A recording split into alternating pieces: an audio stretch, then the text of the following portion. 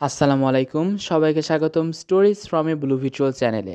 আজকের এই ভিডিওতে আপনারা শুনবেন আলবেয়ার ক্যামুর একটি বিখ্যাত এবং একটি শ্রেষ্ঠ উপন্যাস দ্য প্লেগ।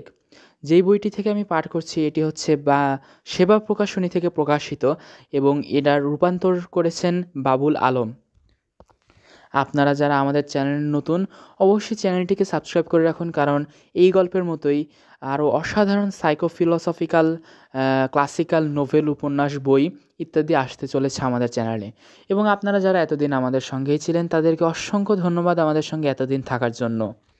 অবশ্যই কিন্তু কমেন্ট করে জানাবেন আপনাদের এই উপন্যাসটি অর্থাৎ আলবেয়ার ক্যামুর দ্য প্লেগ কীরকম লাগছে, সেটার মতামত আপনারা কমেন্ট সেকশনে জানাতে পারবেন।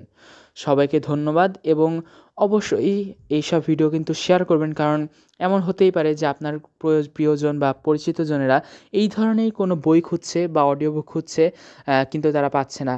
তো অবশ্যই কিন্তু শেয়ার করতে ভুলবেন না। এবং আপনাদেরকে আবার ধন্যবাদ দিয়ে শেষ করতে যাচ্ছি। তাহলে আজকে শুরু করে দেই আমাদের পাঠ। দুটি কথা। বহু সমালোচকের মতেই দ্য প্লেগ আলবেয়ার ক্যামুর শ্রেষ্ঠ উপন্যাস। এই উপন্যাসের জন্য 1947 সালে তিনি দি প্রেস ক্রিটিকে পুরস্কার লাভ করেন। দি প্লেগ মূলত প্রতীকী উপন্যাস। এর প্রতীক হল দ্বিতীয় মহাযুদ্ধের সময় ফ্রান্সে নাৎসি আগ্রাসন। ক্যামু এই যুদ্ধে স্বাধীনতার সপক্ষে বীরত্বপূর্ণ লড়াই করেছিলেন। দুটি কাহিনী কখনো সমান্তরালভাবে, আবার কখনো বা মিলেমিশে এই উপন্যাসে এগিয়েছে। একটিতে বর্ণিত হয়েছে প্লেগ কবলিত ওরাওবাসীদের ভয়ভীতি, সংকট ও দ্বন্দ্বের কথা, অন্যটিতে ডাক্তার বার্নার্ড রিওর অসম সাহসী সংগ্রামের। দ্য প্লেগ দুরূহ জটিল বৃহৎ উপন্যাস।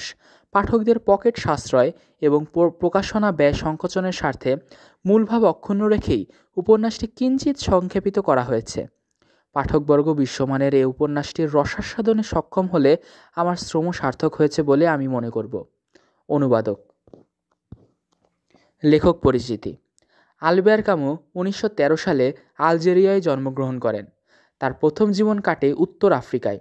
সেখানে পেশা হিসাবে অনেক ধরনের কাজ করেন তিনি। তার একটি হচ্ছে আলজেরীয় ফুটবল দলের পক্ষে খেলা। এরপর তিনি চলে আসেন ফ্রান্সে এবং শুরু করেন সাংবাদিকতা।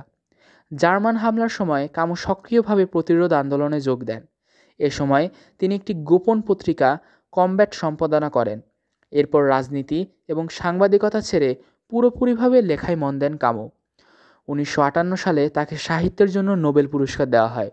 1960 সালের জানুয়ারি মাসে এক সড়ক দুর্ঘটনায় নিহত হন যশস্বী এই ঔপন্যাসিক।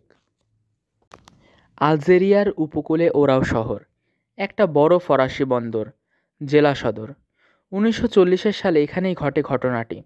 ওরাওকে দেখে মনে হয় অদ্ভুত এক চেহারার ভূখণ্ডের উপর দাঁড়িয়ে আছে শহরটা। উপসাগরের মুখ থেকে উপরে উঠে গেছে বিস্তৃত উন্মুক্ত মালভূমি, চারিদিকে ঝকঝকে পাহাড়, তারই মাঝখানে ওরাও। সমুদ্রের দিকে পিঠ ফেরানো, তাই শহর থেকে সমুদ্র চোখে পড়ে না। ওরাওয়ের শীত আর গ্রীষ্ম দুটি প্রচণ্ড। প্রকৃতি অত্যন্ত নির্মম আর প্রতিকূল। রাত নামে হঠাৎ করে। সৌন্দর্য বলতে কিছুই নেই শহরে। গাছে লতা নেই, পাতায় নেই মর্মর, কবুতর চোখে পড়ে না, শোনা যায় না পাখির ডানা ঝপটানি।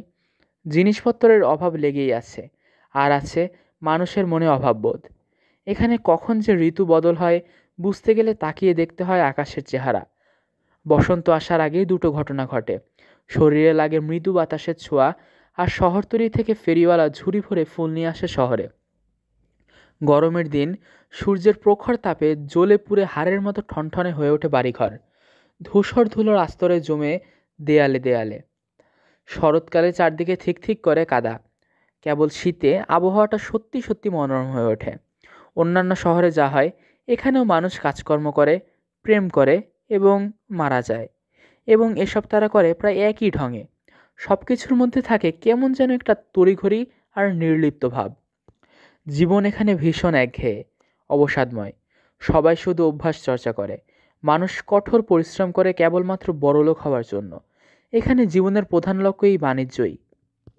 এখানে মানুষ আনন্দ উপভোগ করে খুব সহজ উপায়ে, যেমন প্রেমলীলায়, সমুদ্র স্নানে, সিনেমা দেখে।